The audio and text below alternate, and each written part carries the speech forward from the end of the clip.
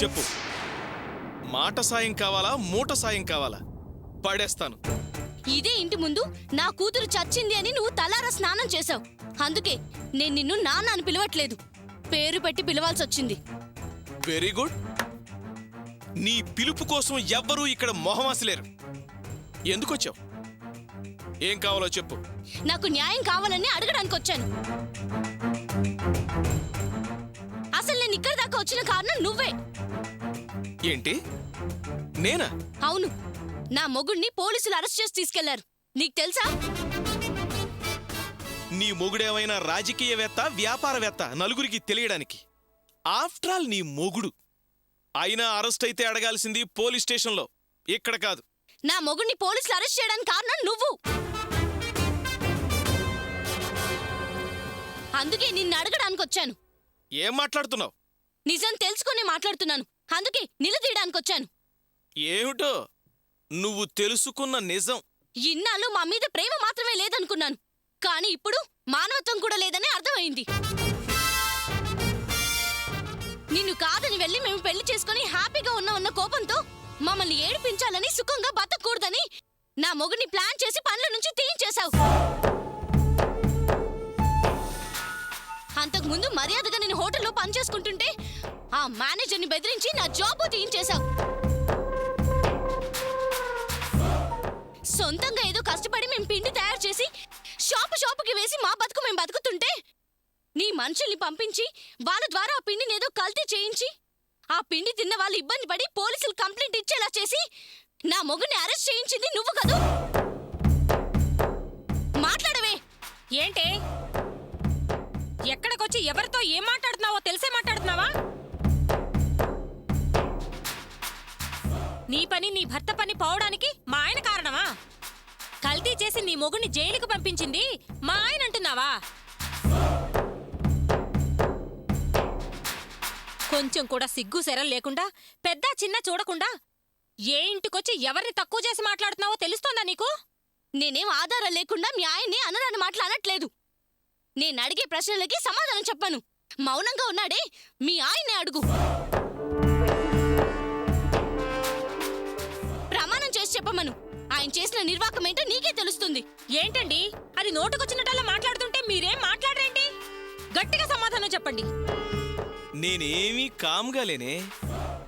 అది పడ్డ ఇబ్బందులన్నింటినీ ఏకరువు పెడుతోంది కదా. అన్నీ ఆనందంగా వింటూ విజువల్లోకి వెళ్ళి ఎంజాయ్ చేస్తున్నాను.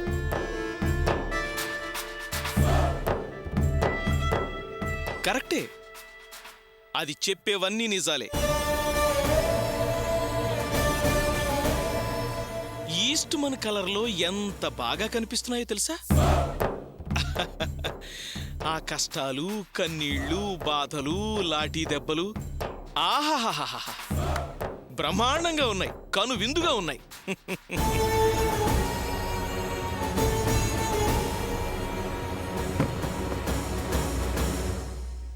అవును, నేనే ప్లాన్ చేసి కల్తీ కల్పించి నీ మొగుడనే మోసగాణ్ణి అరెస్ట్ చేయించాను. అయితే ఏం చేస్తావు? అసలు ఏం చేయగలవు నువ్వు? నా మీద సవాల్ విసరడం కాదు, నీకు నువ్వు ప్రశ్నించుకో. లోకంలో ఎవరు చేయని తప్పు మేం చేయలేదు. దానికి శిక్ష వేస్తూ నేను చచ్చానని తలారా స్నానం చేశావు కదా. ఇంకా ఎందుకు మా వెంటపడి వేధిస్తున్నావు? ఏయ్, నన్ను అవమానపరిచి నేను తలెత్తుకోకుండా చేసిన మిమ్మల్ని సంతోషంగా ఎలా ఉండనిస్తానే? మీరు హ్యాపీగా ఉంటే నేనేమైనా దద్దమనా? చేతులు ముడుచుకుని చూస్తూ కాముగా ఉంటానికి? ఏయ్, నా శత్రువునైనా దయతలిచి వదిలేస్తాను కాని ద్రోహిని, నమ్మక ద్రోహిని మాత్రం క్షమించి చచ్చినా వదిలేను. కూడు గుడ్డ నీడ కరువై విలవిల్లాడుతూ నడి బజారులో బిచ్చమెత్తుకున్న మెతుకు దొరక్కుండా చేస్తానే. దాన్ని చూసి సంతోషంగా ఎంజాయ్ చేస్తాను.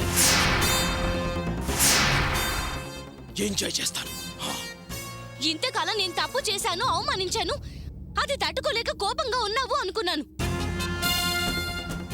కానీ ఇప్పుడు తెలిసింది నీ మనసులో ఉన్నది కోపం కాదు, పగ, ప్రతీకారం అని. కానీ నేను చెప్తున్నాను విను.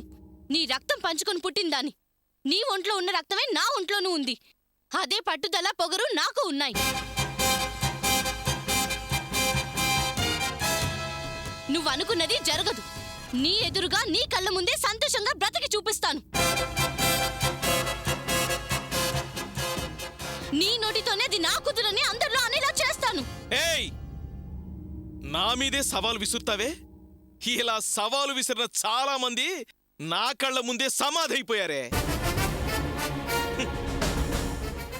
నా గురించి నీకింకా పూర్తిగా తెలీదు. నా ప్రేమ నిజమైంది కాబట్టి నా పెళ్లి జరిగిపోయింది.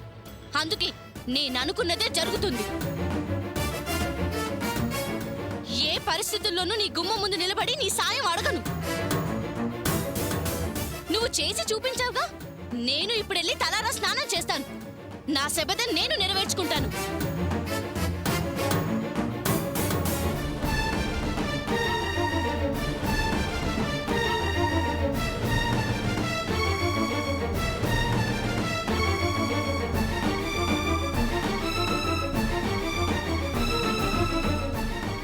ఎందుకండి అసలు మీ మనసు బండబారిపోయి మానవత్వం లేకుండా పోయింది?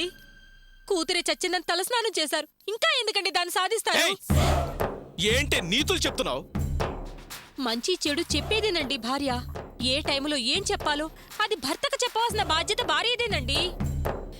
దాని విషయంలో మీ ప్రవర్తన బాగాలేదు, బాధ కలిగిస్తోంది. ఇకనైనా మారండి. చూడు, దేవుడు గుళ్ళో నీకు ఆ రోజే చెప్పాను. దానికి వత్తాసు పలకాలని చూశావో నువ్వు బయటికెళ్లాల్సి ఉంటుంది. ఎక్కువ మాట్లాడావో గొంతు నులిమేసి ఒత్తి నలిపేసి నీ తలైపున దీపం పెడతాను. జాగ్రత్త.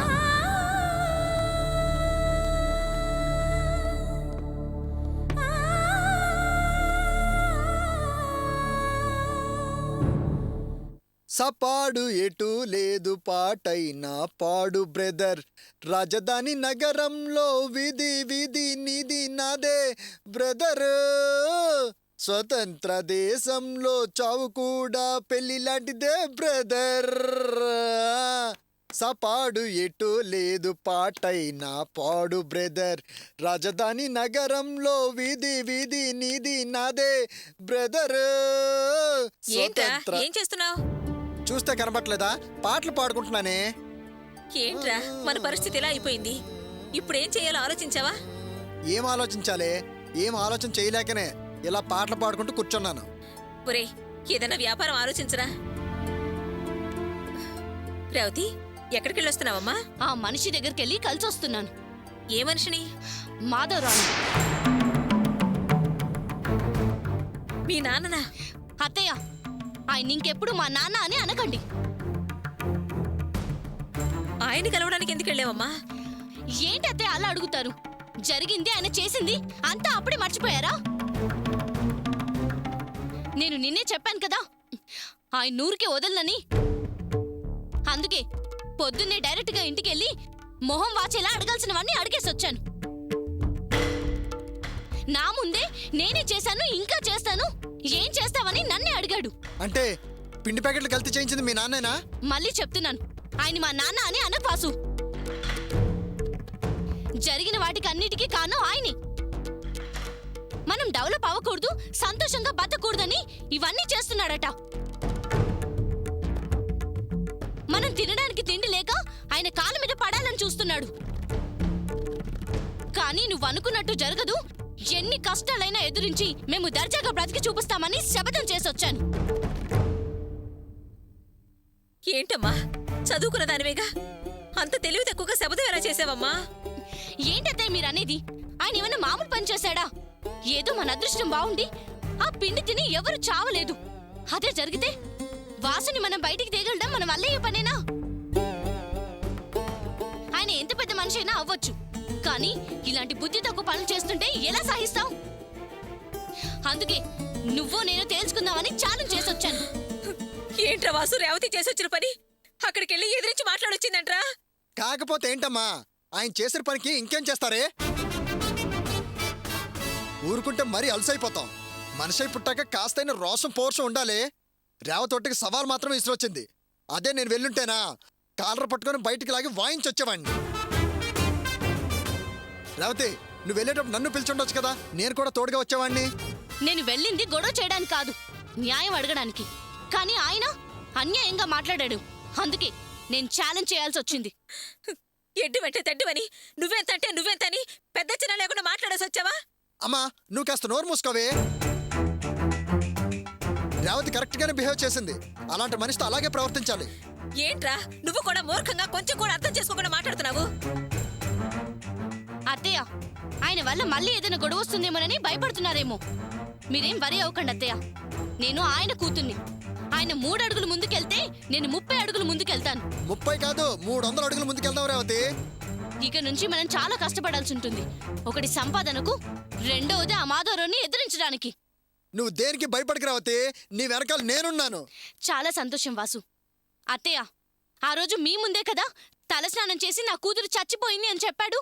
ఆ రోజు ఆయన చేసిన పని ఈరోజు నేను చేయబోతున్నాను. రేవతి, అమ్మా రేవతి! అయ్యో ఒరే వాసు, ఏంట్రా నీ భార్య తన తండ్రి పోయినని తలస్నానం చేస్తానంటుందిరా? పోసుకొని అమ్మా, అదే రోసం గల పిల్ల, నా భార్య. అది అలాంటి నిర్ణయాలే తీసుకుంటుంది. అరే పిచ్చోడా, నీకేమైనా బుద్ధుందా? ఏ నా బుద్ధికేమైంది? ఒరే పేదోళ్ళవురా, మనకెందుకురా ఈ రోషాలు పౌరుషాలు? ఇప్పుడు మన పరిస్థితి నీకు తెలీదు? ఇప్పుడు మన పరిస్థితికి ఏమైంది? ఏటంట వెట్ట వెధవ. ఇక మీదట నువ్వు రేవతి బయటికెళ్ళి ఏది సంపాదించలేదురా. వాళ్ళ నాన్న ఏ ఉద్యోగం చేయనివ్వడు. పోనీ ఏదైనా వ్యాపారం చేద్దామంటే దాన్ని చెడగొడతాడు, నష్టం వచ్చేలా చేస్తాడు. ఇలాంటి పరిస్థితుల్లో మనం ఏం చేయగలవురా? మళ్ళీ మనం ఆ మెకానిక్ గాడి కాళ్ళ మీద పడి వాడేసే ఎంగిలి మెతుకులు ఏరుకొని తిని బతకాలిరా. ఏమి నేను ఆ యాబ్రాసోడు కాళ్ళ మీద పట్టం కంటే కోటీశ్వరుడైన మీ మామ కాళ్ళ మీద పడితే తప్పు లేదురా. ఒరే, వీడిని నమ్ముకుంటే ముప్పొద్దులా తిండేరా. అదే ఆయన్ని నమ్ముకుంటే 3 తరాలకు సరిపడా ఆస్తిరా. మనం ఇంతకాలం ఓపిక పట్టింది, పథకం వేసింది ఆస్తి కోసమే కదరా. దీని పాటికి పెద్ద ఫోసు పెట్టి వెళ్ళి శబదం చేసొస్తే ఆయనకి తిక్కరేగి ఆస్తి మొత్తం ఏ అనాథరణాలనుకో రాసేసాడనుకో, లేదా ఏ గుడికో గుడ్డోడికో అన్నాడనుకో, అప్పుడు మన పరిస్థితి ఏంట్రా? మనం చేత్తో చెప్పు పట్టుకుని గుడిమెట్ల మీద అమ్మా బాబు అంటూ అడుక్కు తినాలి. ఆ అడుక్కునేదేదో ఇప్పుడే ఆయన ముందే అడుక్కుంటే సరిపోతుంది కదా. ఇప్పుడు కాకపోయినా ఎప్పటికైనా ఆ ఆస్తికి వారసుడిగా నిన్ను చెయ్యాలనే కదరా నా ఆశ. ఏంట్రా మీరు నా ఆశని గంగలో కలిపేస్తారా? అయ్యో, ఏదో రేవతికి సపోర్ట్ చేయాలని ధ్యాసలో ఈ మ్యాటర్ మర్చిపోయానే. ఇప్పుడు ఏం చేయమంటావమ్మా? చూడరా వాసు, ప్రస్తుతానికి ఈ విషయాన్ని వదిలేసే. ముందు రేవతిని ఓదార్చి ఓ దారికి తే. దానికి వాళ్ళ నాన్న మీద ఉన్న కోపాన్ని కొంచెం కొంచెం తగ్గించే ప్రయత్నం చేయి. వాళ్ళ నాన్నకి దీని మీద ప్రేమ కలిగేలా కలుసుకునేలా చెయ్యరా. అప్పుడేరా నువ్వు కోటీశ్వరుడు అయ్యేది. అలాగేనమ్మా, ఇక్కడ నుంచి నీ డైరెక్షన్ ఫాలో అయిపోతా. ఈ యాక్టింగ్ ఎరగ తీసేస్తా. మా నాయనే, మా నాయనే. పిన్ని, అమ్మా జయంతి, జయంతి రమ్మరా.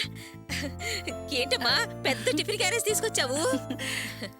పిండి వంటల్లా ఉన్నాయి. అబ్బో, వాసలు గుమగుమలాడిపోతున్నాయి. అరిసెలు మురుకులు పిన్ని. ఏంటమ్మా నా మీద నీకింత ప్రేమ వచ్చింది? ఒరే వాసు, నా మీద ప్రేమతో మీ అక్క చూడరా పిండి వంటలు తీసుకొచ్చింది. ఎందుకమ్మా మరిన్ని తీసుకొచ్చావు? అయ్యో పిన్ని, ఇవి మీకు కాదు, ఆ? అర్చనకి. దానికా? ఇదంతా మా అత్తగారి ఆర్భాటం, ఆ చేసిన ఏర్పాట్లును. హ్మ్. అవును పిన్ని, అర్చన లోపలుందా? ఉంటుందమ్మా, ఉండకెక్కడికి పోతుంది? రాణిగారు హాయిగా నిద్రపోతుంటుంది. వాడేమో నౌకరు వెధవలా సిగ్గు లేకుండా అన్ని పనులు చేస్తున్నాడు. చివరికి దాని చీరలు కూడా ఉతికి ఆరేస్తున్నాడమ్మా. వాడు వండి పెడితే తిని పడుకోవడానికి పెట్టి పుట్టిందది.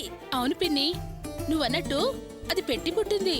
ఇక్కడేమో మొగుడు గుండెల్లో పెట్టుకు చూసుకుంటున్నాడు, అక్కడ అమ్మ నెత్తిని పెట్టుకుని గొప్పగా అందరికీ చెప్పుకుంటుంది. ఏంటంట ఈవిడి గారి గురించి ఆవిడ గారు అంత గొప్పగా చెప్పుకుని మురిసిపోయే గొప్పతనం? ఏమో, లోకల్లో వీళ్ళిద్దరే తల్లి కూతుళ్ళు అయినట్టు తెగ ఎగిరెగిరి పడుతున్నారు. మామూలు మిడిసిపాటు కాదమ్మా. వీధిలో వెళ్లే వాళ్ళని ఒక్కళ్ళని వదలడం లేదు. నా కూతురు కడుపుతో ఉంది, నా కూతురు కడుపుతో ఉందని పిలిచి పిలిచి బుర్రలు వాచేలాగా చెప్పేస్తోంది. అవతలేమో కావ్య పెళ్లి పనులు, యువతలేమో రోజుకో పలహారం. మధ్యలో నేను పోస్ట్ మ్యాన్ లాగా మోయలేక చచ్చిపోతున్నాను. అయినా మీరు నేను పిల్లల్ని కనలేదా? మరి ఇలానా? అర్చనకి మంచి బిడ్డ పుట్టాలని నలుగురు పిచ్చోళ్ళని పిలవటం, భోజనాలు పెట్టటం, రోజు గుళ్ళో పూజలు, హారతులు, అర్చనలు, అన్నదానాలును ఎన్ని రకాలు చేయాలో అన్ని రకాలు చేస్తుంది పిన్ని. సర్లేమ్మా నువ్వు వెళ్ళి దానికిచ్చిరా. పిన్ని ఏదో ఆశగా అడిగారు, డబ్బా ఒకటి తీసుకొస్తే కొన్ని వేసిస్తాను. అవే మాకొద్దులేమ్మా, దానికోసం తెచ్చినవి మాకెందుకు? వెళ్ళి దానికే ఇచ్చిరా, వెళ్ళు. నువ్వు ఉండమ్మా, నువ్వు ఇవ్వక్క. ఏంటి అమహోసతనం నువ్వును? నువ్వు ఆగమ్మా, వేయక్క వేయ్. అక్క ఇంకొక అరిసెయ్య అక్క. ఆ, ఇంకొకటి ఓ మురికేయ అక్క. చాలక్క చాలు. థ్యాంక్స్ అక్క.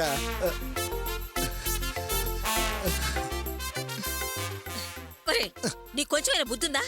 దానికోసం తెచ్చినవి నువ్వెందుకు బెచ్చవెత్తుతున్నావు? నువ్వే కదమ్మా లేనప్పుడు అడిగి తీసుకోమని ఇందాకే చెప్పావు. మనలాంటి వాళ్ళు సిగ్గు అభిమానం చూడకూడదమ్మా. ఒరే నిన్ను ఛీ! ఆ,